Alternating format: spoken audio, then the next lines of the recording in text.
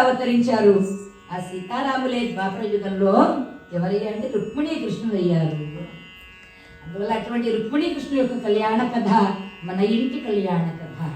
ఎక్కడ రుక్మిణీ కృష్ణ కళ్యాణం ఉంటుందో వాళ్ళిద్దరూ కూడా కొత్త దంపతులై వచ్చి పెళ్లి కావలసిన చిన్నారులు ఎవరికైతే ఉన్నారో వాళ్ళని పరిపూర్ణమైనటువంటి మనసుతో అనుగ్రహిస్తారు, ఆశీర్వదిస్తారు. శ్రీకృష్ణ పరమాత్మకు, రుక్మిణీ సమేత శ్రీకృష్ణ భగవానునికి. పరిపాలిస్తూ ఉన్నాడు భీష్మకుడు అనే పేరు కలిగిన మహారాజు గారు విదర్భ అనేటువంటి